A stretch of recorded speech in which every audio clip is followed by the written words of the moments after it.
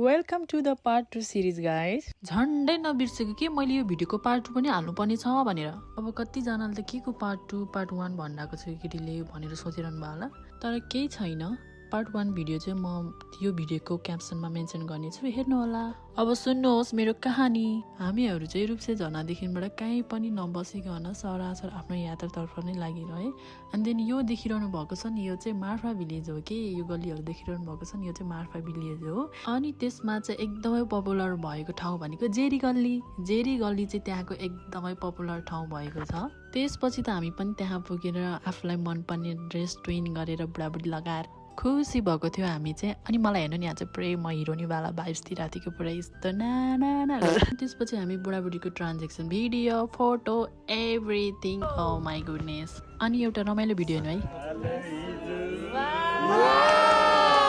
अनि यो चाहिँ हाम्रो रहेको छ नेपालको एकमात्र फेमस गल्ली जेरी गल्ली। हामी सबैजनाले फोटो भिडियो खिची भइसकेपछि फेरि हामी आफ्नो यात्रातर्फ लागे। यहाँदेखिको यात्रा चाहिँ कहाँसम्म भने मुक्तिनाथसम्मको थियो। यहाँदेखिबाट चाहिँ मुक्तिनाथ पुग्नलाई कम्तीमा नै आधा घन्टा जति लाग्ने रहेछ। अनि यो बाटो देखिरहनु भएको छ नि, यो बाटो चाहिँ मुक्तिनाथ जाने बाटो हो। मुक्तिनाथ चाहिँ हामी यस्तै बेलुकाको 4-5 बजीतिर पुगेको थियो होला।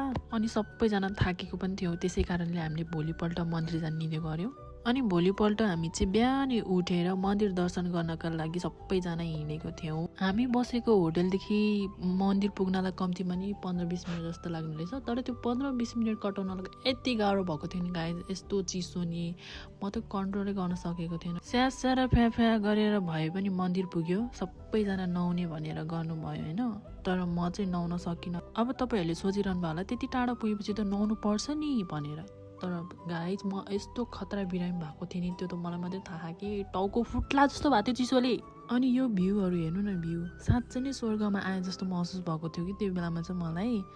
हिजोको दिनसम्म मोबाइलमा मात्रै हेरेर बस्ने, त्यो दिनमा चाहिँ आँखा अगाडि नै यत्रो ठुल्ठुलो हिमालहरू हिउँहरू चलाउन पाउँदा, हातले छुन पाउँदा यति खुसी महसुस गरिरहेको थिएँ नि। लाइफमा यस्तो दिन पनि आउने रहेछ कि जुन हाम्रो सपनाहरू चाहिँ एक्कासी पुरा भइदिने कि कहिले काहीँ त। सोच्न चाहिँ पुरा सोचेर हुन्थ्यो, त्यो ठाउँमा जान पाए नि हुन्थ्यो, घुम्न पाए नि हुन्थ्यो होला, कहिले जाने होला, अब त्यस्तै होला, जान त पाउँदैन होला भन्ने सोच राखेको थियो। तर एक्कासी भइदियो कि। अनि यसको लागि चाहिँ म एकदमै आभारी छु। त्यसैले मेरो बुढालाई धेरै धेरै धन्यवाद।